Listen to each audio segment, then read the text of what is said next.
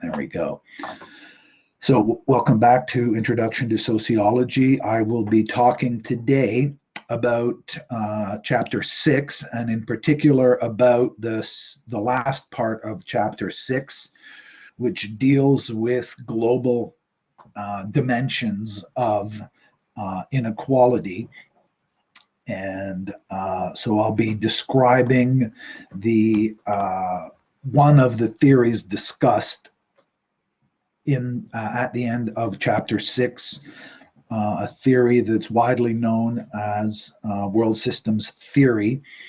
World systems theory was developed by an English sociologist, Emanuel Wallerstein, and along the way, early on in the development of Wallerstein's version of world systems theory, he was engaged in a 30-year back and forth with Giovanni Arrighi and Samir Amin, among many others, but they're probably the two most influential collaborator critics of world systems theory and more broadly dependency theory. What these approaches share is a rejection is not exactly the right word. From an academic point of view, would be a critique of what the most widely studied, most widely endorsed, and in practical terms, the most influential approach to understanding global inequality, which is modernization theory. Modernization theory is also described in the chapter, and I will post later today the lecture I gave on modernization theory in the other section, so you'll have that available later today. But I'm going to spend the rest of today's lecture discussing world systems theory, partly on its own merits, but also partly as a commentary on contemporary sociology and some of the ways that sociology itself, as an academic discipline, as a component of what the university and colleges do in contemporary modern societies, how it is itself a variable in that process. And in order to get that, I'm going to now turn to the PowerPoint presentation that I have developed. And so I will just turn to that now. So globalization and inequality. Part of what I want to call to your attention is what many critics of modernization theory and structural functionalism have identified as let's say a weakness of, or a problematic feature of, modernization theory, which is fundamentally the application of structural functionalism to inequality on a global scale. And that problem, the problem I have in mind, the problem I want to address, is the theoretical blindness that structural functionalism brings to an understanding of the relationship between the global economy and national level economies. And from a methodological point of view, that blindness mirrors and reproduces the individualist assumption that structural functionalism starts from. Now, I'm not making the claim, and most sociologists who engage in a critique of structural functionalism as a theory to describe stratification of the notion at the national level, and also sociologists and other intellectuals and researchers who are interested in understanding global inequality. The critique is not straight up that it's false, it's that it's not properly, it's not fully addressed, it's not taken into account. The textbook has mentioned in a number of places that individualism is a very deeply ingrained aspect of, and a couple of our videos have mentioned this also, that individualism is the operating assumption in North Americans, is a broadly internalized, very widely and largely unconsciously assumed assumption of and part of North American culture and beliefs. And in that respect, it's at odds with widely held beliefs in other societies. And in a related but slightly different way, it's also at odds with the range of methodological assumptions that the research tradition in the rest of the world operates from. So that in the stratification reading that I assigned as part of News Analysis 2 by Brian Turner, Turner distinguishes between a European history or between the history of European sociology and the narrower concerns of the development of American sociology. Canadian sociology developed to a great extent along the same lines as American sociology, with marginally more attention paid by early Canadian sociologists to developments in European sociology. But by and large, North American sociology, outside of Francophone Quebec sociology, operated largely on the taken for granted assumption that societies are unproblematically composed of individuals. And whether or not that's true, the problem I want to identify to start with is that that is not an assumption that was unproblematically made in European sociology, and as sociology expanded around the world in most other, that is, non-North American research contexts.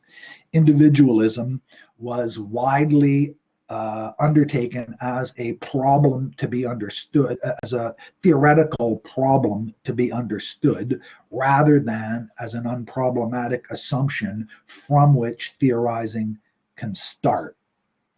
That's in the university and the research tradition. And for complicated reasons, it also represents widely shared views in the different societies. So in North America, individualism is much more widely acceptable and unproblematically assumed, whereas in the rest of the world, or in many parts of the rest of the world, it is not the case that individualism is simply the operating and unreflectively internalized assumption. And so the analogy I want to develop here is that some of the methodologically unanswered and unasked questions in North American sociology around stratification are reproduced in their blindness to the role of the world economy in constraining aspects of North American society. And that's reproduced, to my surprise, actually, in Brian Turner's account of Marxist interpretation of social stratification, and also in his understanding of Weber and then structural functionalism. Okay, so with those qualifications in mind, I want to turn now to a couple of features of global inequality in order to get a little bit of empirical data on the table. None of this, I don't think, will be particularly surprising, except maybe the historical trend. And so here, let me make that bigger.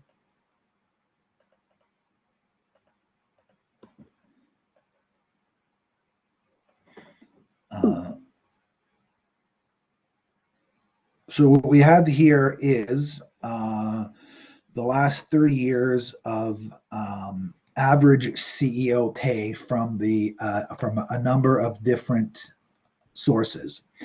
And so we get here average production workers' pay over this 30-year period, well, 25-year period. There's been a marginal improvement, a marginal increase in constant dollars over that period in production workers' pay. If we compare that to corporate profits, we see that where workers' pay stays relatively flat over this 25-year period, corporate profits over that very same period have increased by slightly over 100%. The value of the stock market has increased more even than that. And CEO's pay has increased at triple the rate of the increase in corporate profits, and 300 times more, almost 300 times, I guess 250 times more than the average worker's pay. So over this time period, CEOs, the pay that CEOs realize from the work that they do has massively exceeded the profits that the companies that they work for are realizing, and has massively outstripped the wages of the workers who do the work to produce this profit to support the salaries of these CEOs. Now, does that strike? What do you think about these facts? They're not necessarily. It's not necessarily surprising that that we have this change, but here we start at zero. I won't get into the math here, but so over this time frame, we see that the percentage that the CEO pay has gone up, and that among other things, federal minimum wage has gone down in constant dollars. So relative to the purchasing power of those dollars, minimum wage has gone down by nearly 10%. But CEOs now are making 300% more than they were. What do you think about that?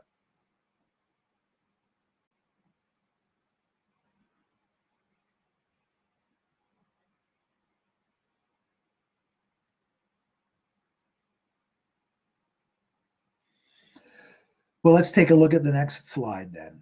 Over this same time period, not quite, but over roughly the same time period, what else has happened in the world? Corporate tax rates have declined from 31% to 25.9%. So in terms of absolute terms, that's not tremendous, but what we've got is a period in which corporate profits go up. So corporations are realizing more and more money for every dollar they put in. They get more money back. And over roughly that same period, they're contributing less and less and less to the cost of government. And so CEOs whose opinions are increasingly sought by policymakers, so presumably they're having increasing influence over the policy decisions of governments. One of the impacts has been that corporate tax rates have been going down steadily over this time period. Now, in the most recent US election, Joe Biden has signaled, it's not 100% clear exactly what his intentions are. Plus, it's not exactly clear how much effective latitude he's going to have in pursuing different policy objectives. But right this week and last week, they have announced that they are going to try to increase marginally a tiny little readjustment of corporate tax rates in the US in order to pay for the infrastructure program and in order to pay for the COVID relief legislation that was recently, so they've recently passed COVID legislation, and they're proposing to pass in the next few weeks infrastructure legislation that will require trillions of dollars. And part of the policy proposal is to recover some of that money from the corporate profits. And so it's important to realize what corporate profit means. Corporate profit is money that's left over after the corporations have paid all the salaries of their employees and management. They've paid the interest on their debt. They've devalued they've depreciated the cost of all of the infrastructure, all of the physical and institutional infrastructure that they rely on for their daily operations. And after all of that, there's money left over. And over that 25-year period that we looked at in the previous slide, that's gone up 100%. They've doubled the amount of money that's left over after all of their expenses, all of their legitimate business expenses have been deducted from their balance sheet. And these corporate profits, some of them, to be sure, are reinvested in the company. But we see over a 25-year period that reinvestment is not just paying for itself, it's increasing the amount of money that's realized through that investment. And what's not happening with those profits is that they're not being used to also increase the standard of living of the workers in those companies. The workers in those companies, their wages relative to inflation are staying very largely flat over that 25-year period. So more and more is being produced. More and more of what's being produced is turning into profit, and less of that overall profit is being returned to the workers, and more of it is going to the CEOs. So this is the condition, and this is a global trend in the world economy, and those are some of the background economic facts that have led to the increase in global inequality that characterizes the world in 2021. And so it's not, there's a question of national level inequality, the gap between the top 1% in Canada and the rest of the population, and in India and in China and in all the other countries around the world. But there's also a global dynamic at work. And one of the measures of that global dynamic is when we see that national level, these corporate tax rates, this is the worldwide average, but it's the average of the tax rates that are charged to the corporations in all of the countries in which these corporations operate and in which they pay income tax, corporate income tax. And one of the arguments that is made by sociologists, one of the arguments in the sense of a theoretical argument that purports to try to explain why is it that this has happened? Why do we have an increase in profit and a decrease in tax rates? Well, one of the ways that this happens is through the effectiveness of lobbying by corporations and corporate lobby groups to the national level governments. There are no global corporate taxes. There are only national and subnational level corporate taxes. And through the coordination of corporate lobbying efforts, around the world overall, the rate of taxation has been declining, even though government budgets have been going up. So government budgets have followed, in some ways, the curve of the profits. As national level economies and as the global economy increases the amount of production that it achieves and also its productivity, the costs of living increase, and a portion of those costs are represented by government expenditures. One example among many is an example that will be familiar to many, if not all of you, and that is, over this same period, tuition costs for Seneca College have gone up more than that profit rate increase over that same time period. Now, Seneca is not an outlier there. It's not just Seneca College tuition that's gone up. It's all the colleges charge the same tuition, basically. But all universities in Canada, the tuition has gone up. All universities in North America, the tuition rates have gone up faster than the cost of living, faster even than corporate profit rates. So what that represents is the withdrawal of society from the subsidization of post-secondary education.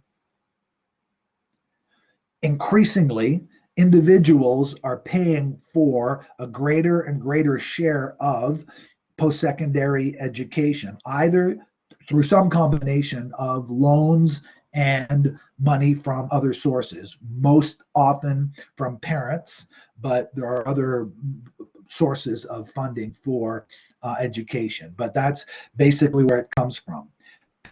Parents paying more and neighbors paying less, because taxes come from our neighbors, basically. And corporate shares have gone down. The corporate share of government revenue has declined over this time period. Okay, so how do we explain? So what I'm trying to impress upon you is that there's something here that needs explaining. And so I'll leave it at that.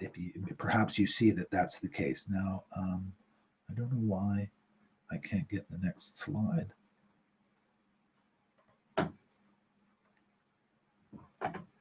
Oh, so that is the last slide. Okay, I'm going to have to pause here for a second. Somehow, not all my slides showed up in my presentation. Just one sec here.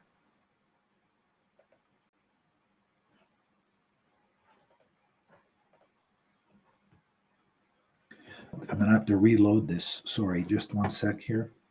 Huh.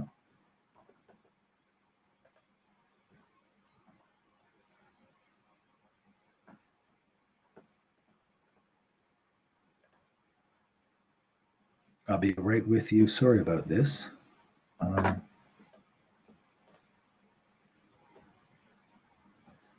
Okay, I'm going to try something different then.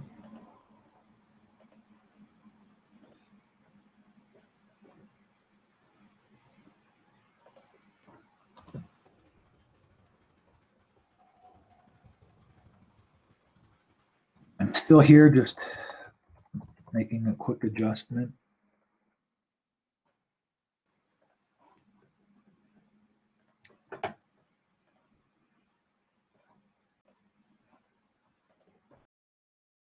Okay, so I don't know how that happened, but we're almost there.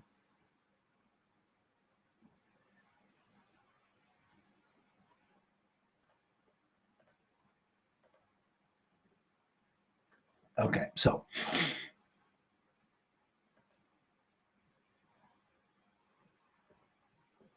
now I'm going to just shrink it. So I mentioned Immanuel Wallerstein, that's how the name is spelled, developed world systems theory as a critique of the very dominant and widely endorsed and still very influential sociological political economic theory called modernization theory, which purported to explain how it is that rich nations emerged out of history. Basically, modernization theory emerged as the dominant academic account, and then it was mobilized by governments and international organizations as the theoretical and the theoretical academic framework through which international organizations moved forward following World War II. So the United Nations was founded at a meeting in San Francisco after World War II, and to a great degree, the United Nations, the leading countries in the formation of the United Nations adopted this as their theoretical framework in order to establish through the United Nations all of the international organizations whose main purpose was, or one of whose main purposes rather, was to establish a regime that would do a better job at regulating international conflicts than had been done prior to World War II. There was a broad consensus that the terrible, terrible destruction that World War I and World War II did on the global economy and on the populations of people around the world was at least partly a result of the absence of and failure of moderating conflicts between nations. And an important part of that was understood to be around regulating inequality, economic inequalities. So the belief was that a proper understanding of the mechanisms that resulted in economic inequality inside nations and between nations would be a strategy available to national level governments to avoid the problems of world war. And it's extremely important, and it's an essential historical fact that is problematically and largely ignored, maybe suppressed. I don't want to be too conspiratorial about this, but in any event, it's crucial to remember how World War II ended. How did World War II end?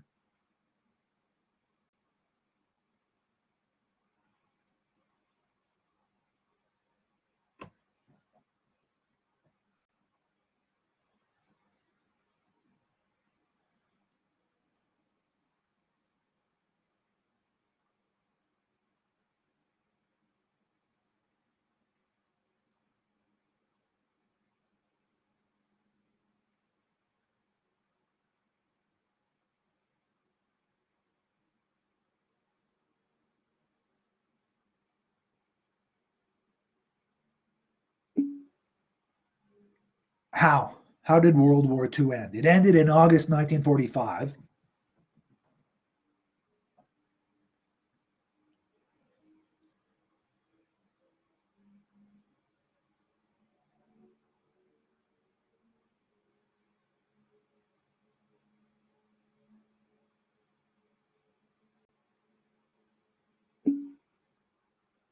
Yes, Japan surrendered. They surrendered because the United States dropped 2 nuclear bombs on 2 major cities in Japan, Nagasaki and Hiroshima. And the United States was aware, all the countries around the world were aware of, they were, in fact, they were incompletely aware, they weren't fully aware of just how devastating nuclear weapons are. But over the course of in the years following the end of World War II, the full measure of the devastating power of nuclear weapons emerged in something like the fullness of, just how devastating this was, plus other countries, initially the Soviet Union, but after the Soviet Union, England and France developed nuclear weapons. Eventually, China, India, Israel, Pakistan, I think that's it, developed nuclear weapons. And the threat of nuclear devastation after World War II operated for quite a while on policymakers. To a certain degree, I think we're operating, my own view on this, and it's a minority view in academia, we're operating as though there aren't nuclear weapons out there, and I think that's a terrible mistake. But the point I'm trying to raise is about how what it is that modernization theory proposed and how it is that world system theory emerges as a critique of modernization theory. So modernization theory, the stakes of developing an accurate, empirically based, theoretically rigorous understanding of global economic inequality was motivated by the concern that failing to do that could lead to nuclear devastation of the whole planet. And so the stakes were understood to be very high. Another historical component is that following World War II, and partly as a result of some of the commitments made by the leading powers in World War II, the existing colonial system, or the existing colonial relations, it wasn't really a system, but the existing colonial relations between the economic and militarily dominant countries and the rest of the world broke down. And there was a broad consensus that something had to replace those colonial relations, both inside the countries that were decolonizing and in the international relations that were going to emerge in the place of the vacuum created by the dismantling of these colonial relations. And that was broadly understood to be potentially a destabilizing factor. And it was widely understood by the proponents of modernization, and then later by the critics of modernization and the proponents of all of the different available approaches, that this destabilization of the decolonizing countries was going to be potentially a problem for everybody, not just a problem for the former colonies, not just a problem for the colonial powers, but that the destabilizing consequences of decolonization represented a problem for the emerging global economy. And so world systems theory has a very different understanding of the nature of the global economy than the modernization theory has. And so it's to that I want to turn with my with the next remarks. So Wallerstein developed a vocabulary that is still widely used in the 60s and 70s. World systems theory develops this set of categories to describe how the global economy operates. And the global economy is organized around, on this view, around the economic interests of core countries.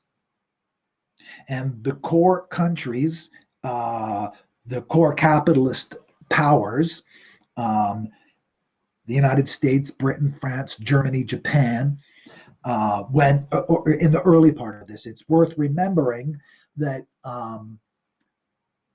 China's status as a global economic superpower is relatively recent. Until relatively recently, China was a very, very poor country overall, relative to the other countries. And so world systems theory is developed before China becomes a global economic superpower. So China is not part of the original list of core countries. The core countries are the capitalist countries. And those capitalist economies depend essentially, according to world systems theory, on both the exploitation of their national level workforce and resources, and also their ability to export the capital that they generate from their national level economies around the world in order to realize profit from that capital. And while world systems theory is the initial object of study of world systems theory is the emerging global economy after World War II,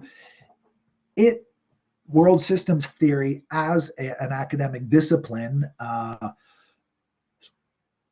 in this way, in a certain sense, follows the steps of modernization theory by trying to understand how it is that the countries that emerge over the course of the 19th century, leading into the 20th century, what was going on? Why is it that England emerges as the world's first capitalist superpower?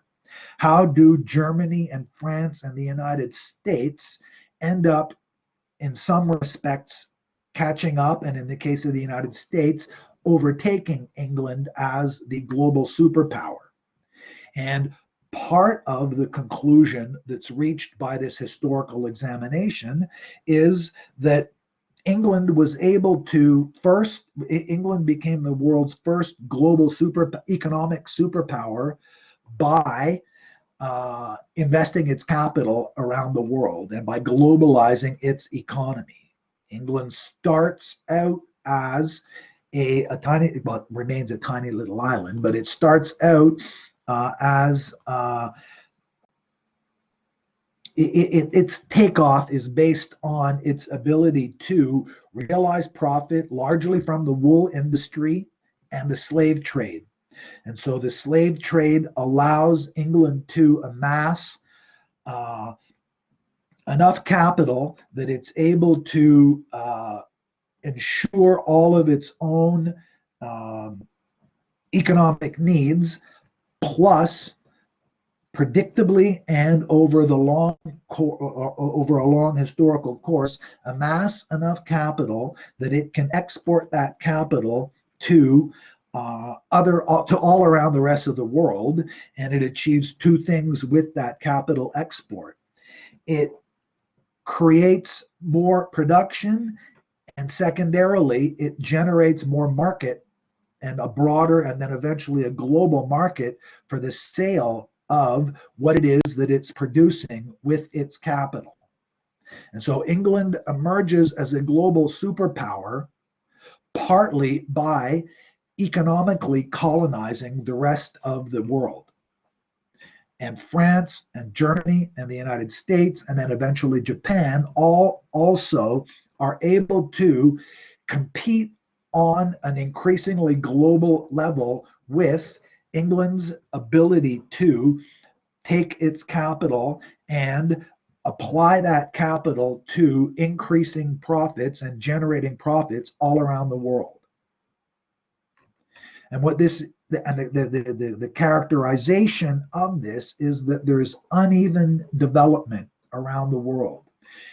England, France, Germany, the United States, later Japan, and in the 21st century, China, to a certain degree, other countries like Brazil,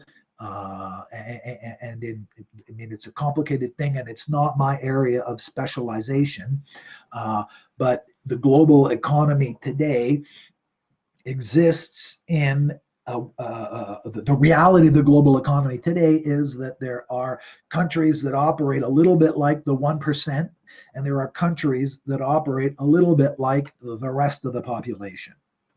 And so the vocabulary that was developed is that core countries amass their wealth by exporting their capital to peripheral countries. The word periphery simply means sort of the outside.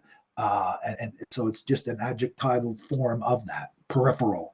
So there are core countries that export their capital, and they extract cheap goods from. They're able to compel through a variety of different strategies, some of them market-based, some of them through violence. So the English ships, the English Navy was a key vector in the development of England as a global superpower. The United States, all of the countries, France, Germany, all of these countries, one of the strategies that they pursued was that they developed powerful navies that allowed them to control the shipping lanes, and also, when necessary, allowed them to use violence to pursue the economic goals of the corporations that were dominant in those core countries. In the United States, under President Theodore Roosevelt at the beginning of the 20th century, the US foreign policy was described as gunboat diplomacy. And so there was an explicit acknowledgement, not often widely touted, but nonetheless observed and understood around the world, that in pursuit of profit, the foreign policies of these countries would rely, when necessary, on violence to support and to defend the economic self-interests of those countries. So we have core countries and peripheral countries. So in the case of the United States, for example, at the end of the 19th century, the U.S. announced what is referred to today as the Monroe Doctrine, which meant that the United States would leave Europe alone on the understanding that Europe would stay out of South and Central America. That South and Central America were going to be exclusively under the influence of, and the vocabulary protection, but of the United States. And so the U.S. claimed for its own jurisdiction Central and South America, and the explicit purpose of that was for U.S. capital to be able to be invested in extracting resources and developing those places, Central and South America, as profit-generating opportunities for U.S. capital. So peripheral countries were poorer countries that had less leverage, less economic and less political leverage than the core countries. And so the wealth of these core countries depended and continues to depend on an imbalance in economic and other kinds of power between the core countries and the peripheral countries. Semi-peripheral countries exist in a kind of mediating status between the core countries and the peripheral countries. And they're a fundamental and from the very outset, one of the key theoretical developments described by Emanuel Wallerstein, and also Arrighi, an Italian economist and sociologist, and Samir Amin, an Egyptian economist. Egypt and Italy. Anyway, so the key theoretical, or a key theoretical development, is to describe how these semi-peripheral countries operate as kind of buffers between core countries and peripheral countries, seemingly holding open the hope that modernization theory argued was available to all countries. Modernization theory, following in this respect the general strategy of structural functionalism, argued that because we live on a finite planet with finite resources, competition is a necessary feature of human interaction. and that human history has been the development of strategies to maximize the benefits of that competition. Modernization theory, like structural functionalism, methodologically announces its rejection of an alleged perfectionist point of view that they argue undermines any alternative approach.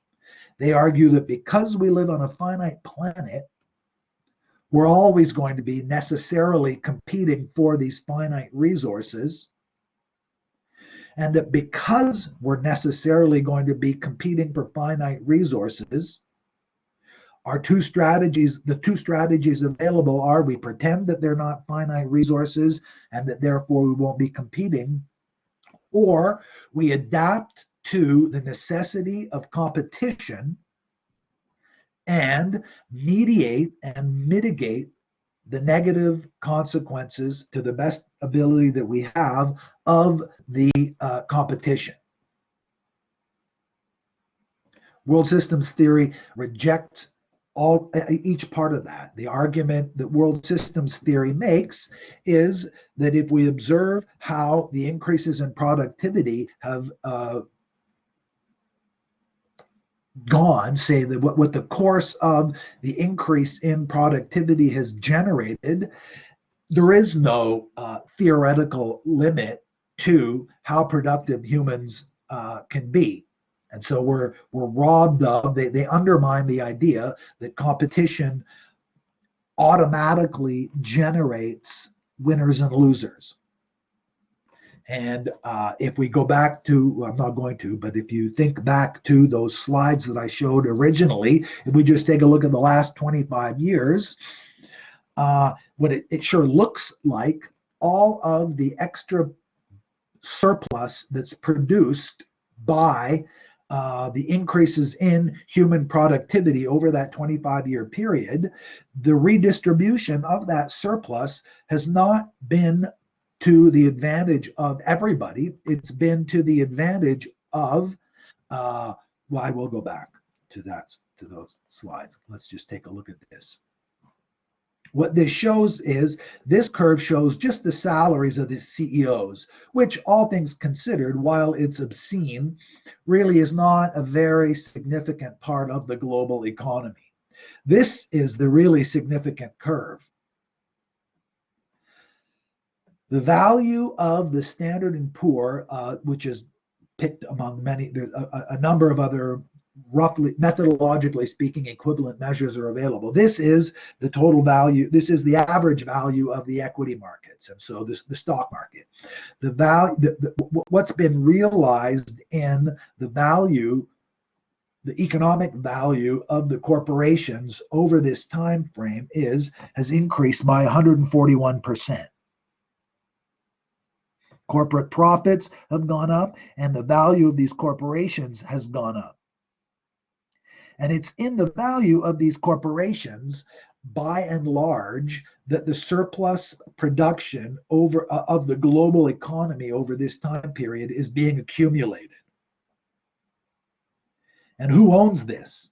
Who owns these shares? It's, well, partly the CEOs, but there's only 50,000 CEOs on our planet, or however many CEOs there might be.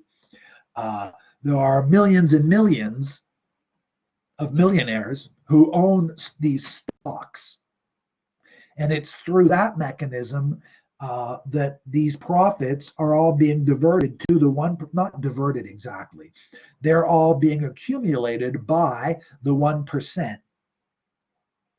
And meanwhile, the rest of us who survive on our wages, we are splitting between the billions and billions of people who are responsible for the labor that has generated this increase in profits.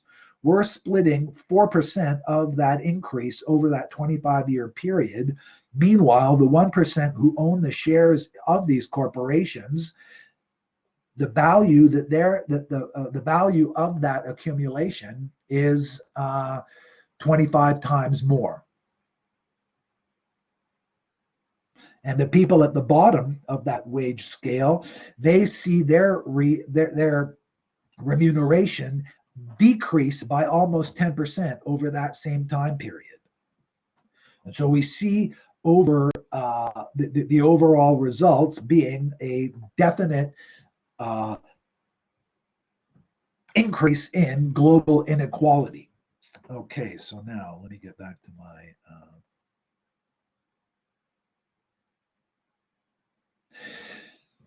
now, what the classification of the different countries that make up the world system are is that in these core countries, the strategies that are advocated by modernization theory have been pursued, which is greater and greater economic diversification. Now, the importance of economic diversification is that that societies characterized by a great deal of economic diversification are much less vulnerable to the periodic crises that the capitalist economies are that are endemic to capitalist economies.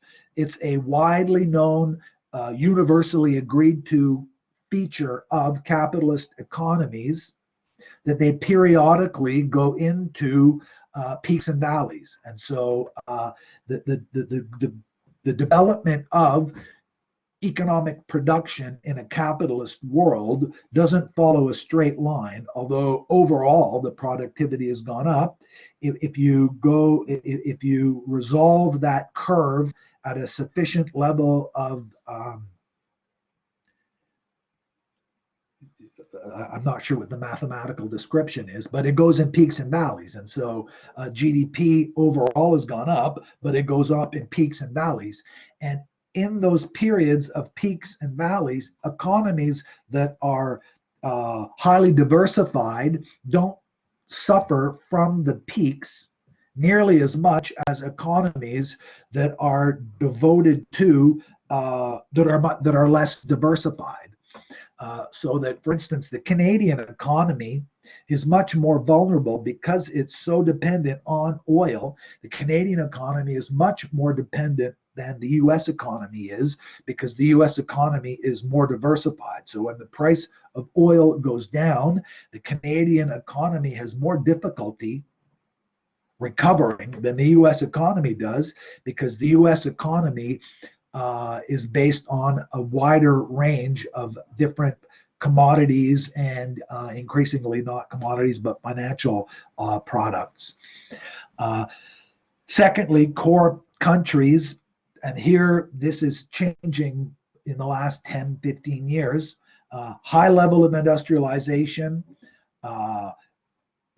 Currently, the core countries are deindustrializing and the industrialization is being replaced by financialization, but we're not going to have time to go there. So the core countries, high level of industrialization, high skilled labor, as opposed to a narrow focus on extraction of resources. Canada used to be a semi-peripheral country when it was more exclusively, when the Canadian economy was more focused exclusively on mining and forestry and to a lesser degree agriculture. Those are all extraction resources, and they have a lower level of value added, a lower overall profit level than other kinds of capital investments. And to the extent that they're narrowly focused on extraction, then to that extent, they're more vulnerable to the peaks and valleys of commodity prices.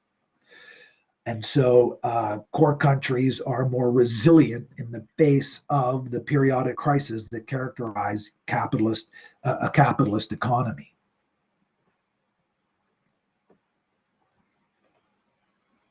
Peripheral countries are much less industrialized, and so they're more increasingly vulnerable to the economic power of the increasingly rich countries.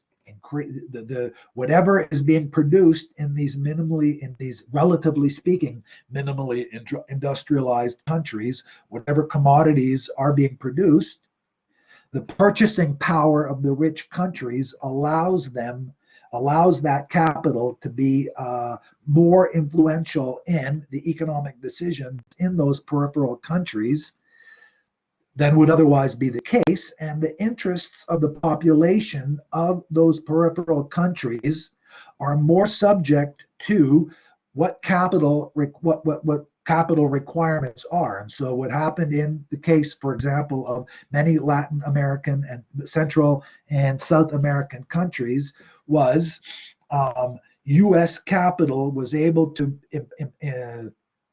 force the specialization of those countries' societies and economies to produce goods that are needed for either American personal consumption or American corporate consumption. So, for example, our coffee addiction in North America has produced a widespread displacement of a subsistence farming for farmers in many Central American countries, and they've converted those subsistence farming societies into monoculture, where all they produce is coffee for the North American market. And when the price of coffee goes down, those farmers are extraordinarily vulnerable. Okay, so now we've gone through to this. I just do the one last thing. So now the semi-peripheral countries, what semi-peripheral countries, one function of semi-peripheral countries is that they operate as an ideological ideal in a certain way for the possibility of peripheral countries transforming their economies and moving towards core country status with the associated improvements, and in many cases dramatic improvements in the standard of living of the populations of those countries.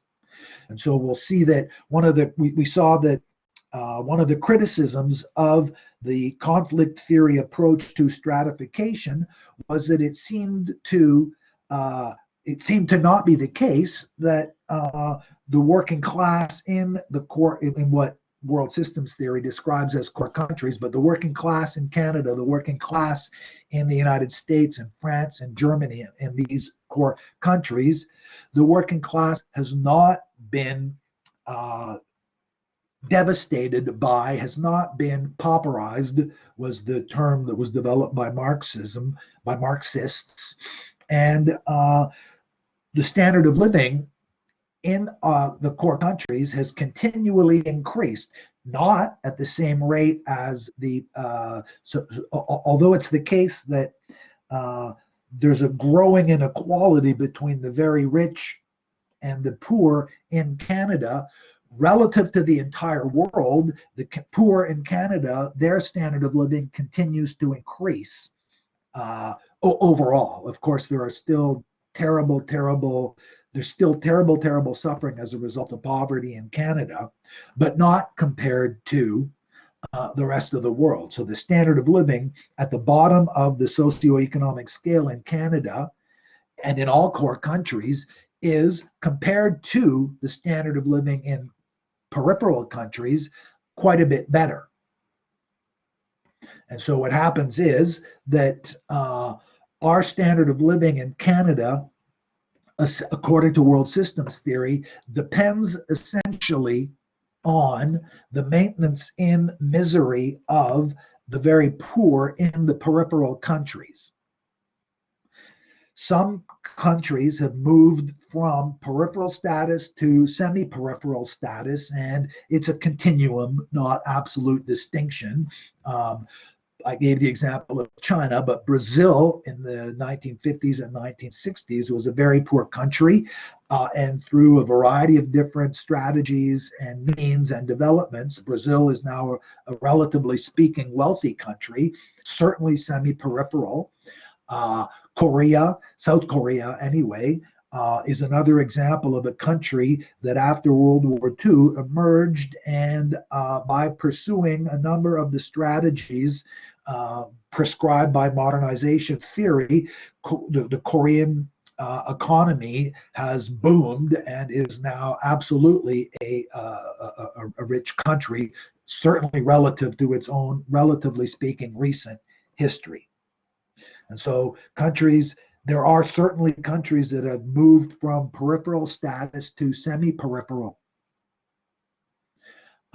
Okay, so that's I'm going to have to end with that. So that's the end of the lecture for today, and so I will talk to all of you next week. I'm going to turn the recording off.